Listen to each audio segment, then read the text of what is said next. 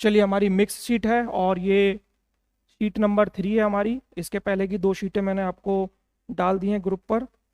2 minute का समय लेकर, 2 मिनट तो कम हो जाएंगे, 5 मिनट का समय लेकर आप ट्राई करें इस सीरीज को सॉल्व करने की। ठीक है, कुल 5 मिनट का आपको समय मिलता है। ठीक है, चलिए, और इसका जो पीडीएफ है वो मैंने डिस्क्रिप्शन बॉक्स में नीचे डाल दिया है, आप चाहें तो वहाँ से डाउनलोड कर लीजिए और 5 मिनट का समय लेकर इसको सॉल्व कीजिए। चलो, पहले इसके हम सबके आंसर देख लेते हैं, फिर बारी बारी से हम सबको सॉल्व करेंगे। पहले वाले का आंसर है बिकॉज, यानी कि सेकंड वाला इसमें बिल्कुल ठीक है। सेकंड वाले की बात करूं तो इसका सही आंसर होगा पहला ऑप्शन, हैव में प्रॉब्लम है। डिटेल्स में हम बाद में जाएंगे। थर्ड वाले में है थर्ड ऑप्शन, आर में प्रॉब्लम है। फोर्थ वाले में है फर्स्ट ऑप्शन, टू क्लाइंब, इसका सही आंसर है। फिफ्थ वाले का है रन डाउन, यानी कि कोई चीज़ खराब हो जाना। सिक्स वाले का है थर्ड वाला, अट्रैक्ट।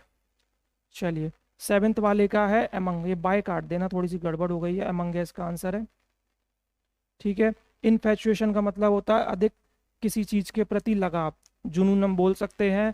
कंसाइनी का अर्थ होता है नॉमिनी, और ट्रैम का अर्थ होता है वेंडरर। चलिए, कमेंट बॉक्स में मुझे नीचे आंसर बताइए कि 10 में से लगभग आपके कितने क्वेश्चन ठीक हुए। अगर 6 तक भी होते हैं तो ठीक ठाक स्थिति है, थोड़ी सी मेहनत करें 8 तक लाने की। अगर 6 के नीचे हैं तो फिर कुछ नहीं हो सकता, क्योंकि इतने तो फिर तुक्के से भी आ सकते हैं। हम 1 बाय 1 एक एक क्वेश्चन को सॉल्व करेंगे और इस तरीके से सॉल्व करेंगे ताकि अगली बार कोई मिस्टेक ना हो। जी, आपके कितने सही निकले?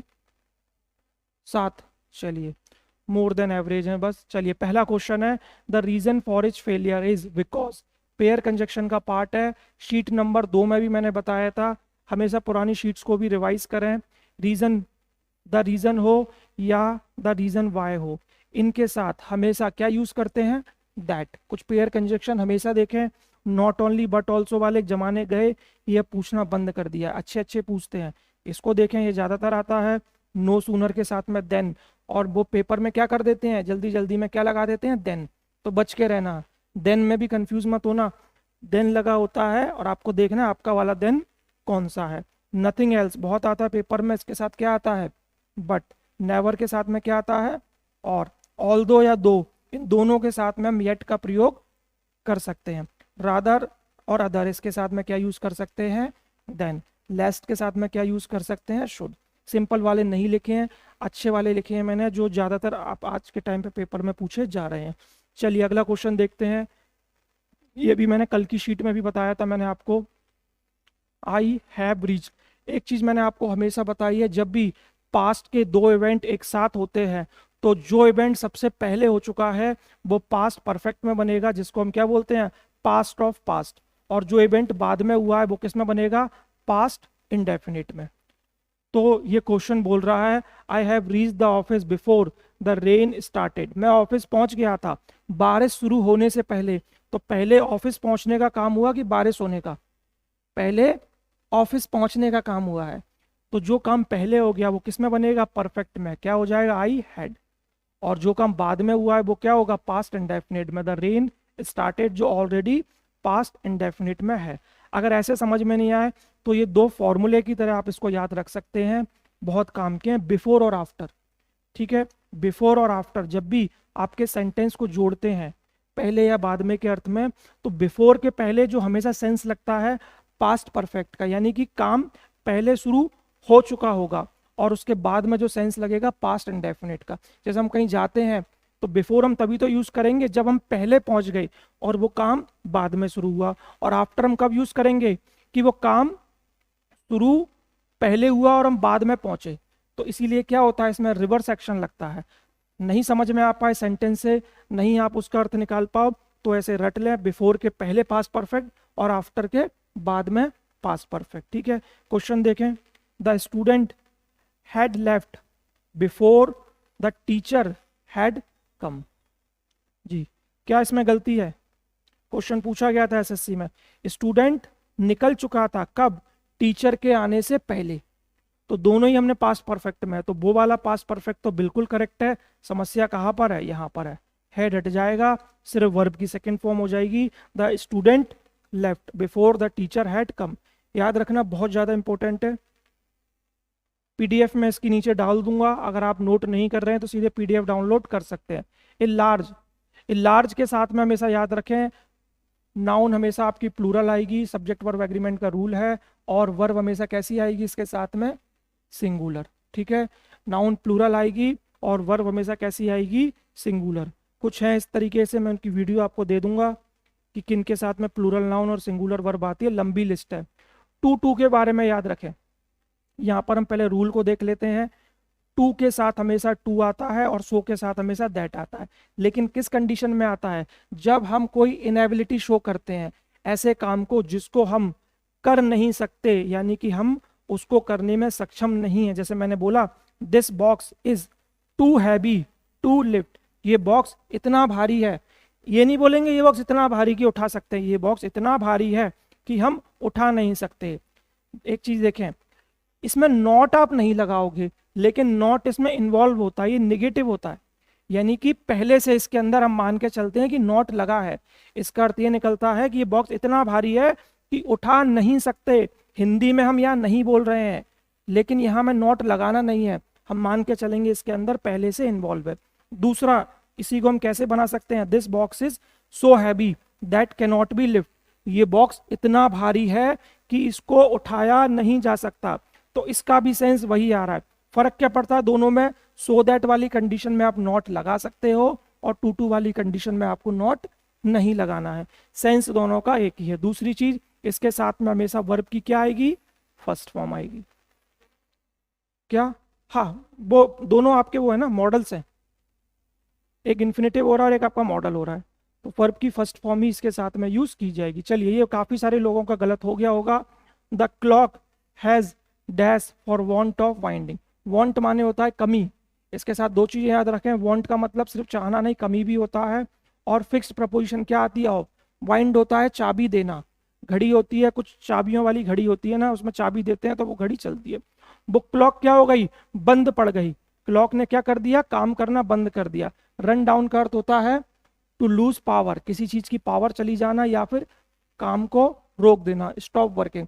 तो घड़ी बंद हो गई होगी तो हम क्या यूज करेंगे यहाँ पर, रन डाउन। रन शॉर्ट भी देखें, ये सारे फ्रेजल वर्ब हैं, बहुत इंपॉर्टेंट है।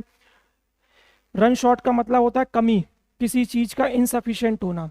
ठीक है, उसको हम बोलते हैं रन शॉर्ट, कम मात्रा में। हिंदी में भी लिख देते हैं चाहे तो, कम मात्रा में। चलिए, लूज पावर का मतलब होता है स्टॉप वर्किंग का, रुक जाना। चलिए, रन पास्ट का मतलब होता है बगल में कहीं भागकर जाना या एक साइड से दूसरी साइड पर जाना। कुल मिलाकर इसमें भागने से रिलेटेड वर्ड आएगा। रन का इसमें पास्ट का अर्थ ही होता है भागना, इधर से उधर या किसी पास के स्थान पर जाना। रन अप का मतलब होता है एक्युमुलेट, एक्युमुलेट को हिंदी में बोलते हैं संचय करना या फिर इकट्ठा करना, ऐसे वोकेबलरी भी आ सकता है। ठीक है, run up accumulate, run past भाग के जाना, रन शॉर्ट कमी होना, और रन डाउन रुक जाना या पावर को खत्म हो जाना। चलिए, अगला क्वेश्चन देखते हैं। Few people know that flowers use texture to different kinds of insect. भाई, फ्लावर क्या करते हैं, इंसेक्ट होते हैं कीड़े, और फ्लावर उनको क्या करते हैं, सिग्नल देते हैं, कोई फील करते हैं, डिस्ट्रैक्ट करते हैं, अट्रैक्ट करते हैं। फ्लावर हमेशा इंसेक्ट्स को, कीड़े मकोड़ों को क्या करते हैं, अट्रैक्ट करते हैं। ठीक है, चलिए नंबर 7वां वाला, ये बाई की जगह अमंग कर लेना। लिखा है दे एबंडेंट, एबंडेंट का अर्थ होता है छोड़ देना। वोकेबलरी हमेशा देखें, जहां मिल जाए उसको लपेट लो। एबंडेंट का अर्थ होता है छोड़ देना। कॉमरेड्स का अर्थ होता है साथी। बॉल्फ, बॉल्फ होते हैं भेड़िए, सिंगुलर होता है बॉल्फ, और मैंने आपको बताया था जिसमें लास्ट में एफ लगता है तो उसका प्लूरल वीएस से बनाते हैं। तो वे अपने साथियों को छोड़ गए, किसके बीच में, भेड़ियों के बीच में। अगर दो होते तो हम बिटवीन यूज करते, और दो से ज्यादा है तो हम क्या यूज करेंगे, अमंग।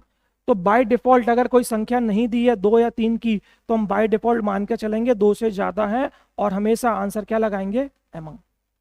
बाकी कोई ऑप्शन इसमें ठीक नहीं हो सकता था। वोकेबलरी की बात करें, इनफैचुएशन होता है बहुत अधिक लगाव किसी चीज के प्रति। जैसे आप एग्जाम की तैयारी कर रहे हैं और आप चाहते हैं कि आपका एग्जाम निकले, तो आपके अंदर क्या है, उस एग्जाम को निकालने के लिए जुनून, तो हम क्या बोलेंगे इसको, पैशन। इमोशन, इमोशन बहुत सिंपल सा वर्ड है, आपको पता है। कंपैशन लिखा देता हूं। कंपैशन का अर्थ होता है दया या करुणा। दया भावना या करुणा भावना होती है, उसको हम क्या बोलते हैं?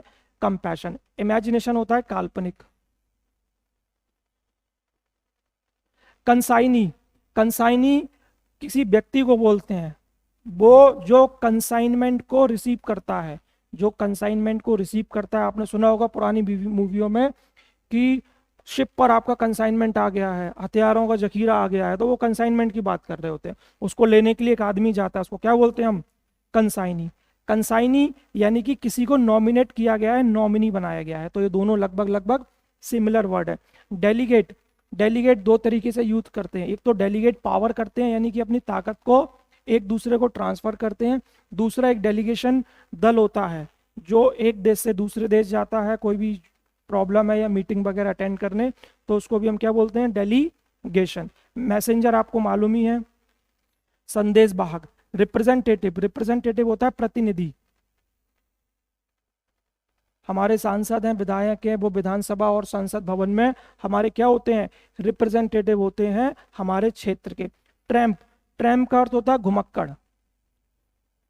घुमक्कड़ हम कब बोलते हैं? घर से निकल गया और पहुंचता ही नहीं है, इधर उधर घूम रहा है, अड़ा बना लेना गलत हो गया, तो उसको हम बोलते हैं वेंडरर।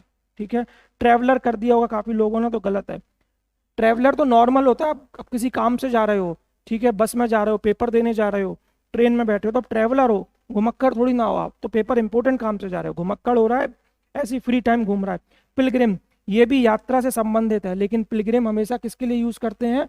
जो धार्मिक यात्राएं करते हैं, जो धार्मिक यात्राएं करते हैं उनको क्या बोलते हैं? पिलग्रिम। तीर्थ यात्री, सुना होगा आपने, तीर्थ यात्री जो सिर्फ धर्म से रिलेटेड यात्राएं करेंगे उसको क्या बोलेंगे? पिलग्रिम। क्लियर है?